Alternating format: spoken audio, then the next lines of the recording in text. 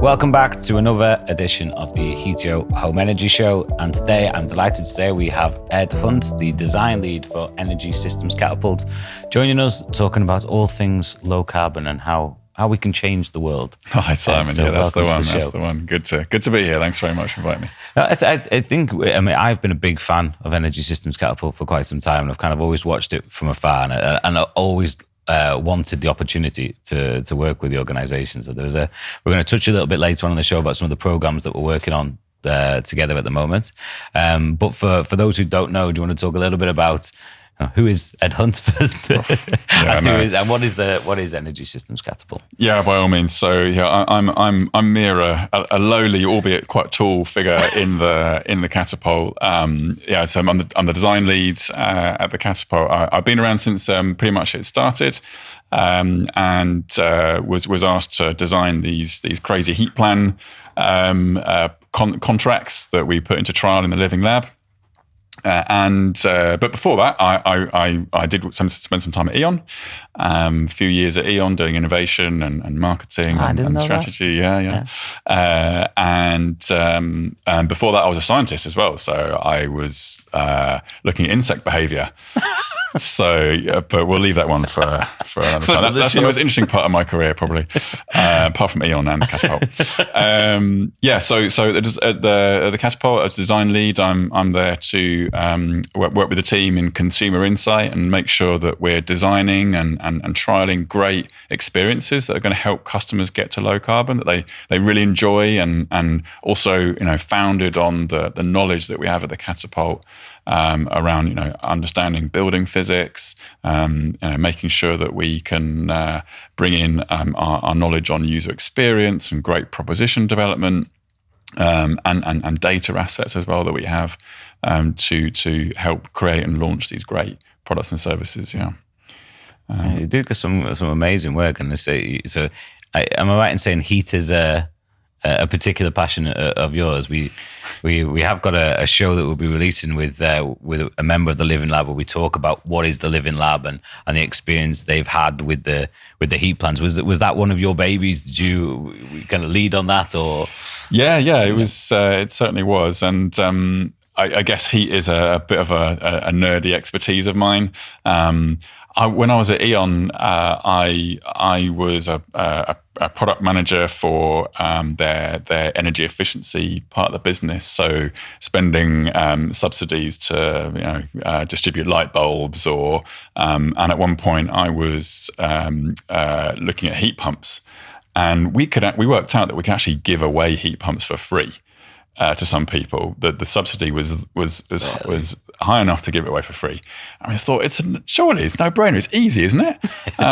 Just promote it in a few key areas. Those that might use some really dirty fossil fuels, and do it maybe with some households who are ex-council houses, maybe ex-social housing, own their own home now and looking to maybe improve it. Nope, no one. Fair to say, no one took it up. And I just thought, what is going wrong here? And speaking to them at their village halls and working out what they like or what they don't like about it. Oh, you did that? That's a hard circuit going around the village halls. That's how desperate we got to try and get these carbon credits for our energy efficiency business. But I went to some people's homes who did use some of these heat pumps, who were funded through other routes, and we were doing like a show home piece, so bringing people in who might want to have these free heat pumps, and going to people who did already have them, and they felt the warm water coming out of the tap at the time. This was in the summer. And they just thought, this is amazing. Like I'm getting warm water from the earth. It was a ground source heat pump, and it was nice and hot. And they were thinking, wow, how does that work? And it just struck me. It's not, they don't care about how the tech works, or where it's positioned in the house, or where it might go, and what you got to do to your home to kit it out right. It was about giving you that warm water. So at the time, E.ON, weren't doing so successful at giving away heat pumps for free. I thought, well, this Catapult's interesting, and they're trying to do something a bit different, which is, design these contracts to to think about the experience of heat and how can you start to sell it. And I thought, that's what needs to be done. So I'm an evangelist of comfort experiences and how to sell it, and that's what I do for about half my job. Yeah, it's fantastic. And you see the Catapult are across a multitude of things, aren't they? I mean, I was actually away on holiday reading the electrification of heat report that came out. I think there was some really interesting data in there, some huge learnings that can be taken from that. Maybe more of an industry read than a consumer read, but it was certainly from somebody who's watched the heat pump industry for quite some time and been part of it for quite some time. It was a really interesting read. And then more, I actually go back to the heat as a service work that was done within the Living Lab. And again, Jonathan, who I have on the show, talks a little bit more about that with you. But the heat as a service concept, is that something that you particularly are championing, that you believe is a game changer? If that can be implemented into the UK market, or into the world market, is that something you believe will really start to change the game? Yeah, I mean, as I speak to quite a few industry bodies and customers about it, I mean, a lot of the barriers that I'm finding they're coming across, whether it's giving customers confidence that they're going to be warm, whether it's about overcoming maybe some of that capital cost hurdle that can be overcome, whether it's about making the installation easy and the experience good, some of these real difficult barriers for customers to adopt low carbon heat. These heat as service, the solution always seems to be a great answer to some of those problems. And it's not saying that the Catapult in its trials before has done it the only way. We did do it in a particular way as a proof of the concept. It can be structured and delivered in many different ways. But the heart of it is actually, it starts to unlock a whole new market of options for customers to buy that outcome of comfort. And if that's all they're getting, that's what they care about, which is where a lot of the foundations of the work are on, that customers care about comfort, then they're buying it, and that's all they need. And you can flip the boiler to whatever type of boiler it is, a heat pump, and put whatever else needed on the roof or battery. They don't have to care about that. Buy the comfort, the price they agree, and you can go from there. Opens up a whole new market. Yeah, and I guess that is the challenge, isn't it? If you've got where we are at the moment, where the weather is at the moment, no one is overly concerned about their heating right now, and people are probably off on holiday and enjoying themselves. But we start going into the autumn. We start getting closer to maybe the back end of September, going into October. In fact, even last night, I arrived home about 1:00 in the morning last night from work, and it was, I actually got into the cold and I felt cold for the first time in what felt like about 4 or 5 weeks. So we're just starting to see that coming in and out, and people are going to be just starting to think again about energy bills and about the heating costs. And I think we've got a planned increase coming in with the energy price cap as well. I think we've got some changes around that are going to hit people.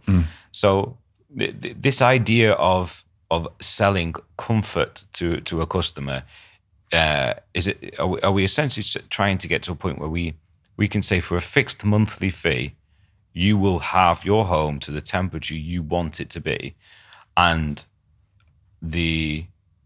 so is that right? That is a heat plan. Yeah, in the heart. I mean, we did it by saying you can have a number of warm hours every week, actually, because that was sort of straightforward for someone to look at a heating schedule, as you might do on some smart controls that you can get off the shelf today. And you say, oh, okay, right. And how many hours of heating am I typically using? And people can also sort of resonate with, okay, 24 hours in a day and 7 days a week. Okay, it's sort of, quite a few hours, 100 odd maybe. So you can think, okay, in a week, I'm going to have these many warm hours. And each warm hour means an hour where you are going to have your home warm to a level that you might see in your schedule. And you've bought them, and in fact you buy that. So you get familiar with what that is and how much you're using, And it's even better to get people familiar with how much that might cost today in kilowatt hours, and they can see how it changes with the weather a little bit. It goes up and down. If it's colder, like last night for you, it would have costed a bit more to heat your home if the heating was on, and also how it changes if you have a bit warmer. Yeah. And so once you get familiar, you can then think, okay, well, how much am I prepared to pay to fix that price, basically? Yeah. So the value proposition for a customer at a simple level there is certainty of the cost of my comfort over a period of time or for a number of hours. And that's a completely different way of thinking about buying energy, because you do have, I would imagine for the majority of consumers, if they were asked, how much do you spend on energy? They're going to give you, or how much does energy cost you? They're not going to talk about kilowatt hours. And I'm talking the vast majority of people, not the people who monitor their energy bill, energy usage on a half-hourly basis, but the vast majority of people are going to give you it's going to be a financial number. It's not going to be kilowatt hours. It's going to be pounds and pence, and it's either going to be monthly or annually, one of the two. But they won't. All they know is I spend £300 a month. I spend £2,500 a year. They're not going to know what that's broken down to. Certainly not for your heating, and not definitely not on a daily basis. No one has any idea. No one knows how much it's going to cost next year. No one really remembers how much they cost last year. Right, might do. And then there's always confusion about direct debits, and every month I might be paying this amount, but how much am I actually spending on my energy? It's just a wacky world that no one really gets, and that's why you pare it right down to what other industries are doing about delivering what actually customers want, getting from A to B, or watching content as entertainment at home. That's just about the core need that their customers got.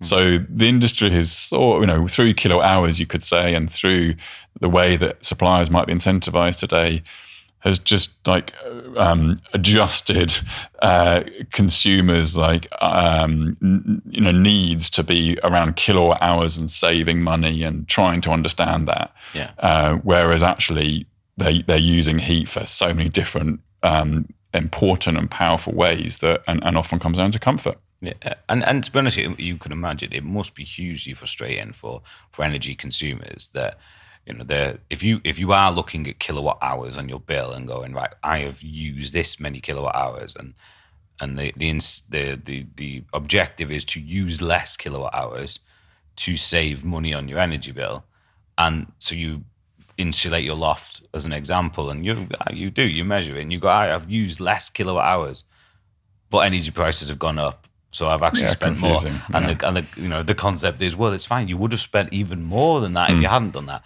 It's still going to be frustrating, because if your income is not going up at the same rate as energy prices, then you're feeling that pinch, and it's difficult to do too much about it. Whereas if you've got that visibility of I've bought 50 heating hours this month, and I'm gonna use them. I'm going to plan how I use them properly. Yeah, you could do it that way, yeah. But what does it mean? That's heat, and we've obviously then got hot water in the home. I'm assuming heat is the hot topic, no pun intended, but it is because it's the majority of the spend in the home.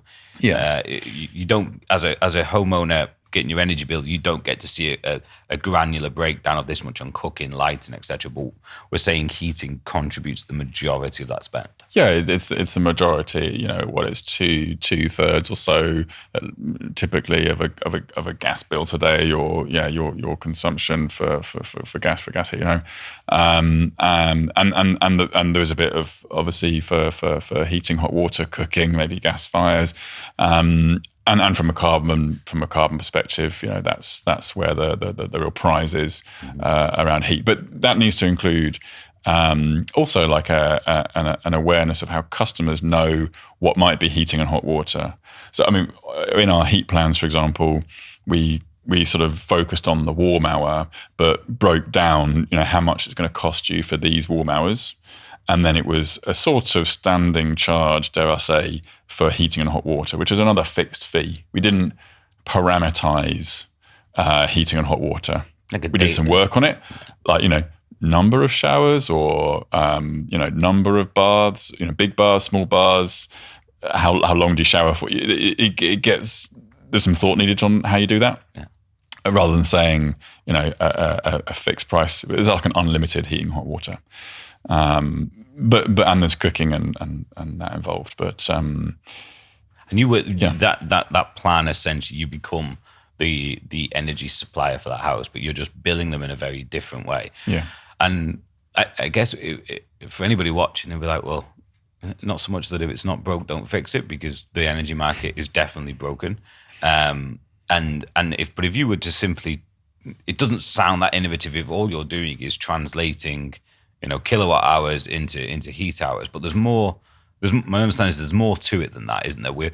The reason why we're having to consider this is because there's a big capital cost, and by that I mean the cost of technology that needs to go into a home, and upgrades and improvements to get it to a position where the customer is going to benefit from this.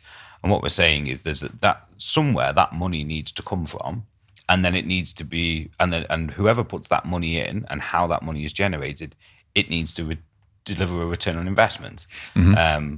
Unless it was completely fully funded by the government, which is, that would be the dream world, but it's not going to happen. So commercially, and to make this work, an organization is going to have to come in and let's assume that they're looking for a fair rate of return up for delivering this service and managing this, and ultimately getting to a position where the customer's having the homeowner has a lower energy bill, greater energy security, and by that we mean not just in that year but for many years to come, and also being in a position where the next homeowner coming in can benefit from that same security. Yeah, I think there's definitely some benefits that need to be drawn out today, because I think the heat plan world is a little bit of a wacky world. Like we've in the Catapult through the Living Lab, we've proven it as a concept. We've shown that customers really, really like it and understand it, and it moves them on the transition to low carbon as well. It certainly can do. However, there's a kind of there's a sanity check here that it's such a different model that perhaps industry are struggling to understand how to start to adopt it or even maybe experiment with it. So I'm interested to know your views as to what might be restricting companies like you trying to do that. And I think there is a good starting point to be had where you look at the MVP that doesn't perhaps start to promise warm hours but promises other certainty. Yeah, it's a massive challenge, and it's something that certainly myself and Heatio have been looking into for quite some time, because undoubtedly the concept is absolutely right. And the time it becomes of an interest to a consumer is when you face that big capital cost, possibly even having your boiler replaced, but still big capital cost, even bigger cost having a heat pump fitted. But so you come at that from from a financier's perspective, somebody who's going to fund this installation works, and you say we're going to put a heat pump into that home. And we somehow need to return get a return on that investment that we've put in. And when you turn, understandably, to the markets, you're looking at debt finance or you're looking at asset finance. If you're a lender, which is the position where Heatio wants to be, we want to be able to provide these heat and energy as a service solutions to our customers. So you immediately turn to the debt and an asset-based finance market, and the likes of Lombard, for instance, is a company who did a huge amount under the solar rent-a-roof type schemes. And what do they want? What is their portfolio looking for?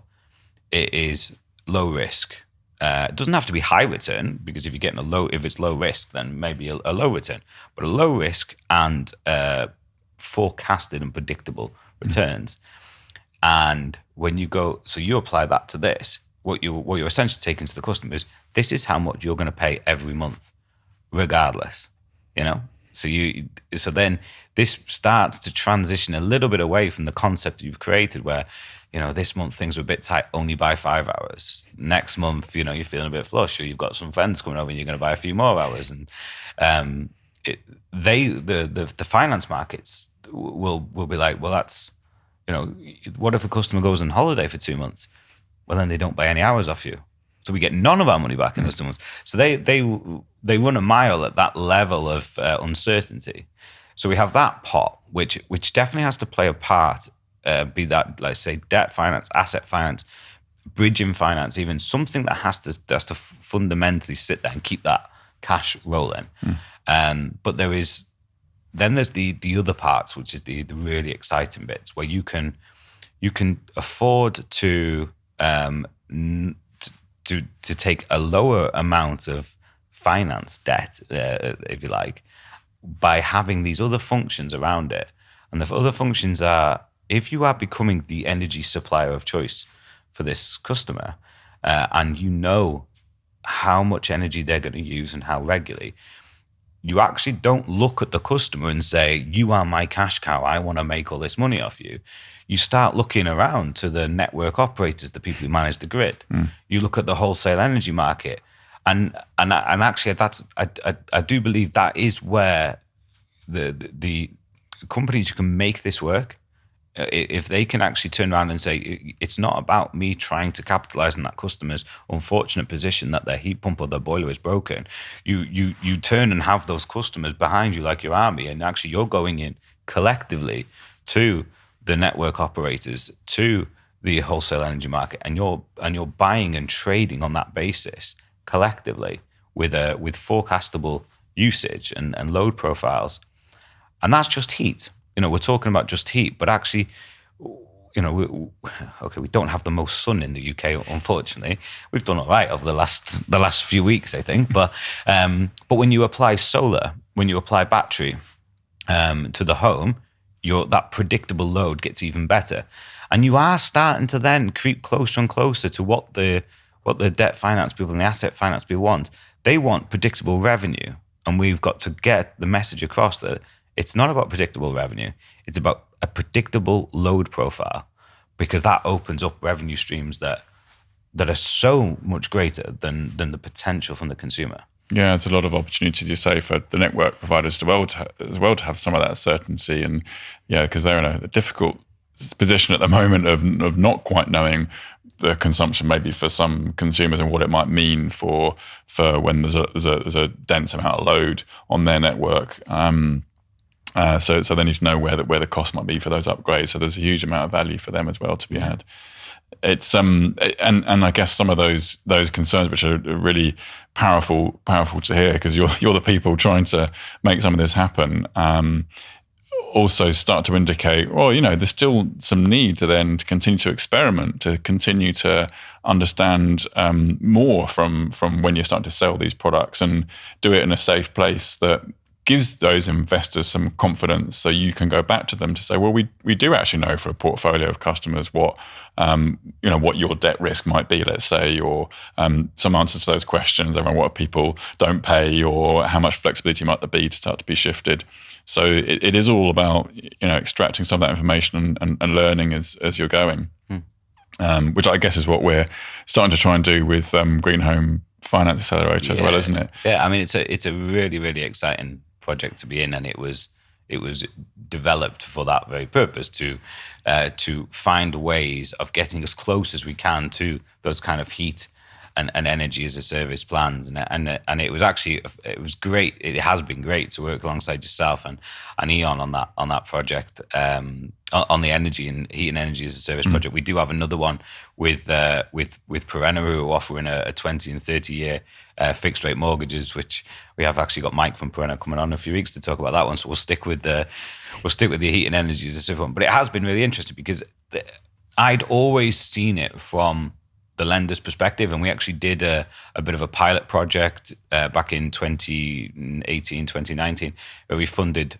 65 installations, and we were very much playing the part of the lender. We'd raised the funds to go and deploy this. We knew how critical it was for that forecastable returns.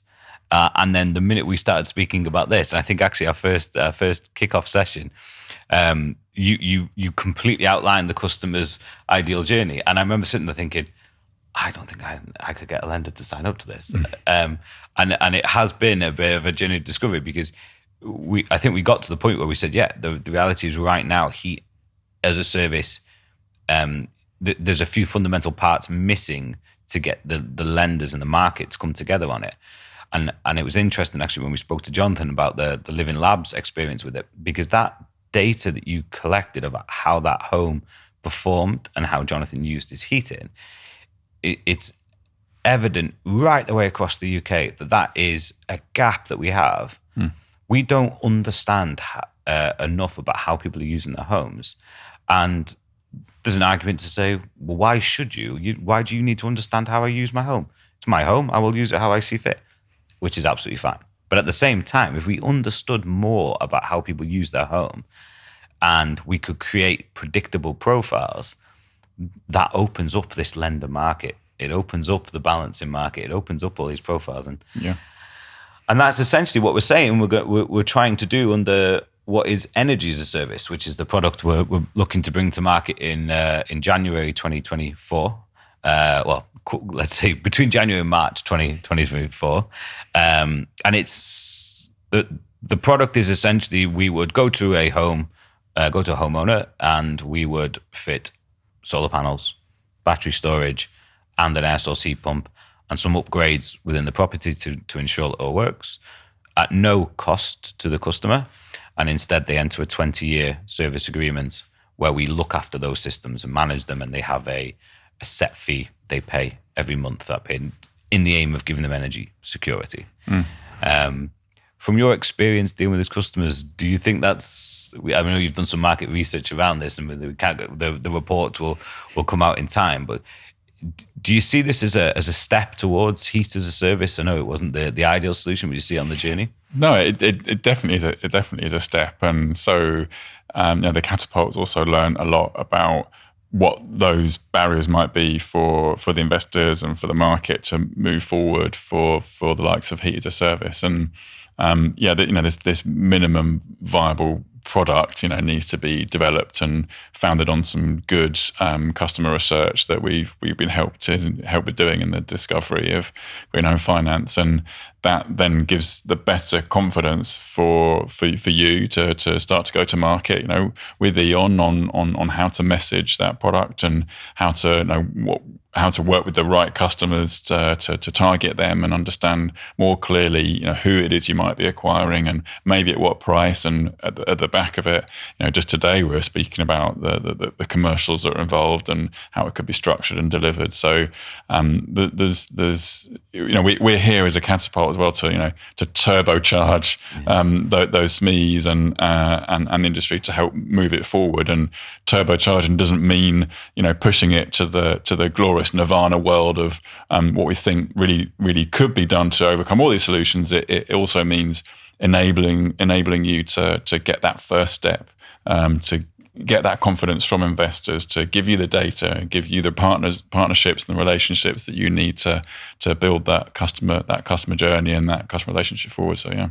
I think it's incredible. We talk about a nirvana, and there's definitely a consumer nirvana as you described that, and that sees customers making the transition to environmental friendly technologies and low carbon. There's an absolute nirvana there, and I think, to be honest, I think there is genuinely a nirvana in the world, in this lender world, because the market holds it back a little bit. If you go, where does the big money sit? When you talk about doing this kind of finance, where does the big money sit? It sits in debt and it sits in asset finance. And then you've obviously got banks involved, and they want that predictable return. And, we've actually, we're part of an accelerator program for investment. So we opened up our investment round on the 1st of August. And part of that is twofold. We're trying to find a strategic investor, specifically looking at I mean, the term is debt finance, but it could be debt linked to equity. And essentially what we're saying is, if you can have somebody that walks in the door, and I'm not saying these people are watching this show right now, but it'd be great if they are, somebody that has, you know, 7 to 10 million pounds and says, I want to change the world. And I don't think I'm over egging this. I genuinely think with somebody came in with 7 to 10,000 pounds, 7 to 10 million pounds, you could change. You could have change the world. You could have a huge impact, because if you took that 7 to 10 million and you deployed it in this program and funded the energy as a service installations without the constraints that a traditional debt financer or bank would put on it, you open up a world where you can trial these things in a very, very safe environment with forecastable returns on investment. And you can use them to prove the concept that a customer, every single one of those customers, is not going to go on day one. So I can use as much heat as I want. Yeah. And I can use as much electricity as I want. Yeah. Fantastic. Right. That's it. Nobody, they're not going to all of a sudden stop telling people to turn the lights off when they leave. I genuinely believe people will go, when you take the financial bit away, they won't just go crazy and say, fuck the polar bears, let's take everybody out. They're going to go on that journey. They're going to start looking after it still. They're going to, potentially, and from what you've seen, maybe even more conscious around the energy usage. They can be, particularly when you get them to that level of understanding of the comfort, for example, that they might want or like, or even when it comes maybe down to greater awareness of the energy consumption and the kilowatt hours. If we're starting, minimum, what is it that that they can understand better about the differences in that consumption when they might move to heat pumps, let's say. So it's just familiarity with the experience they might be getting, and helping them understand that through some solid evidence that they know that, for example, as Hito, more about their home and bespoke to them and what they're getting as a result of it in terms of their comfort as well. But I think once you start to introduce that to people and design that experience so that you're clear with customers on what is included or not, if you're leaving the windows open or you're consuming more than we think we know that you have in the past because you've got some of that information, then just watch out, because we might have to change your contract. Yeah. But you're right. Putting that in a safe place where if there's an investor who's prepared to commit to that, it's beyond my experience to know how many of them exist and what they might want in return of that 7 to 10 million. But certainly to provide that environment and the learnings through that investment. I mean, there might be people from Octopus Energy listening to this, but it's remarkable how they have got such a strong investment group behind them, probably to do exactly that, to help them play and help them learn and experiment, possibly without the strongholds of guaranteeing returns today. Exactly. And knowing that growing that customer base is going to be hugely powerful if they continue to move in their trajectory of becoming a service provider, which seems to be where they're moving towards, or they pare it all back and stick with Crack and Flex and the knowledge they got on customers, then so be it. But that'll be powerful, very powerful for investor, no doubt. I think either way. 100%. And actually, I like the idea that one day these assets and the repayments of the technology that's gone into people's homes, it takes the same form as a smart meter or an energy meter that sits in the home. That energy meter is essentially owned by the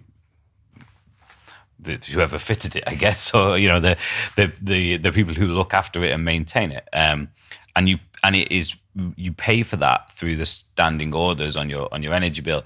And if you switch from energy supplier A to energy supplier B, the energy supplier B starts repaying it to them. So if you get to a point where actually this technology is embedded in homes as standard, and obviously we're getting there with new build, but you're buying the home inclusive of this technology.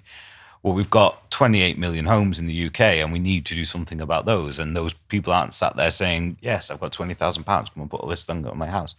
So if you can get into those where you can say, look, we're going to put this all on as assets to the home, it will be attached to the energy bill, and it will be payable by you or whoever owns this home for the foreseeable future. But it becomes normalized and it becomes safeguarded. And actually, commercially, I look at that and say, well, you go from being in a position where you're looking at trying to collect payments from, tens of thousands, millions of customers, to being in a position where you're billing an energy supplier. And that is what the smart meter people do. They are billing the energy supplier. The energy supplier's job is to bill millions of customers. When you start bringing that kind of solution to the market, and you've got that critical mass, and you've got enough of the assets out there that it can be something that transfers again from lenders, that becomes even more secure. But you need to have those social impact investors, maybe venture capitalists that have a little bit more, they're kind of green bonds that will help it. People are willing to take a punt, and I genuinely believe the commercial risks are very low, but I believe the proposition is harder to get to if you don't have the flexibility of a supportive fund that sits behind you. Yeah, and I think some of those investors do exist, as you say, maybe in those social impact spaces as well. But and if there is some evidence, whether it be through Green Home Finance Accelerator, for example, when that starts to come to market, fingers crossed, phase 2 goes well, and also from evidence from the past, so it's maybe from the likes of the Catapult and other companies who are perhaps publicly sharing their experiences of how to deliver a great experience and the data that you might need, electrification of heat, for example, giving more confidence on the performance of heat pumps in different homes, and still understanding good things about how to deliver it. All these little components of the jigsaw. But you're right, Simon. No one quite has yet taken that plunge. So it's the question of when that might come, as always. Right for the picking, though, I think. Right for the picking, yeah. And I say, if we can do that in the energy as a service world, and prove the concept of it's twofold, isn't it? It's starting to understand how people use their home, metering, monitoring, and data usage, to provide the customer with better advice and access to better services in the future. And fundamentally, that is one of the reasons why the smart meter's gone in. As much as people thought it was Big Brother trying to watch what they were doing and start turning their cookers off and things, the reality is it's gone in to meter how much their usage they're having, and then to provide a better service. Because in time, the consumers will get additional benefits from that. But then when you start adding on maybe monitoring internal temperatures. It was like I was talking to my older brother around this, and I said, monitoring internal temperatures, we want to be able to monitor solar irradiation, how much solar gain is coming through the windows, and that helps a little bit understanding the orientation of the house. And he was like, well, where does it stop? You'll be wanting to know what time I'm showering and when I plan to shower. And I was like, no, nobody cares about what time you're planning on having a shower. But then I thought to myself, yeah, but if you saw the hot water temperature drop in the tank, you would kind of know they've gone for the shower. So you can start to understand those things, yeah. And we know you need to certainly be transparent in what information, or have the ability to get access to that information that you might be taking or understanding from the customer, and some customers will have more concerns of that over others. But if in return they are getting some value from it, which is what we certainly saw in the heat to service trial, and in other trials we've done and of other products and services, that when you're offering a customer control in return in respect of heat, then they're not so particular or concerned about the data points that might be used to offer them the control or give them that better understanding of cost, let's say. So it's a difficult one to try and move forward. And maybe that's where smart meters, dare I say, kind of have been so difficult, because what is it really that the customer is getting in return for it? Maybe more skepticism over benefit. And the classic phrase of putting the in-home device in the drawer after 2 weeks, exactly. Probably still holds true to some extent, even though now there's more certainty on or concern of the cost of those kilowatt hours. But it's still kilowatt hours, so people aren't particularly interested. Yeah, there's definitely. It's the in-home display. I thought was a really interesting one, because it was definitely something, and I've seen people's attitudes change, and I think it's a great example of how people's attitudes can change when the visuals change. The amount of people that they would watch and they would see the pounds going up, and it would be, they'd run around the house and find that somebody's left the light on, and people that weren't, I'm not going to say lunatics about energy, but I know people that became lunatics about energy on the back of this in-home display. They were carrying it around with them during the day and seeing where the usage was going on. More so, I've seen now more recently with the smart meter data and the apps on the phone, and people logging into those and seeing that usage. But I do think that is actually a progressive journey, because we have come from a time, and I'm not talking too long ago, where we had cheap gas, an abundance of cheap gas. So this was never on anybody's agenda. And actually, okay, the pain that we're feeling now from an energy cost perspective is there, but the same pain from a carbon perspective and an energy efficiency perspective has been there for decades. So the only difference is now the homeowners are now feeling it in their pocket as well. Yeah. And I think if we can offer the next step in that journey, in terms of, if you're already happy for the smart meter to be there, and now you've found it actually of use, and this isn't going to be from everybody, obviously, but if you're now finding it of use and you're actually using it in your home, and you're looking at your smart meter app and you're looking at your in-home display and making decisions, to me, the next logical decision is to start looking at, the ability to monitor the temperature inside the home against outside temperatures, because that starts to understand how your home is performing thermally. Yeah, and the comfort you're getting, on those days where it is a bit colder, let's say, or how, yeah. And then maybe the next level to that is, okay, right, now I'm understanding a bit more about how much it might be costing me to heat my home on those different days.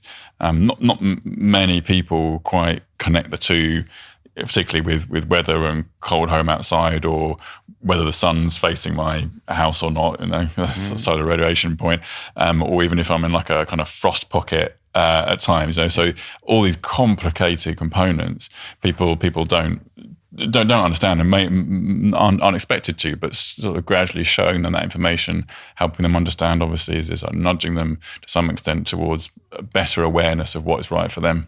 Yeah, definitely. And people are on that journey now, or starting to move down that journey. I think I love the idea, and we touched on it with Jonathan in the other show.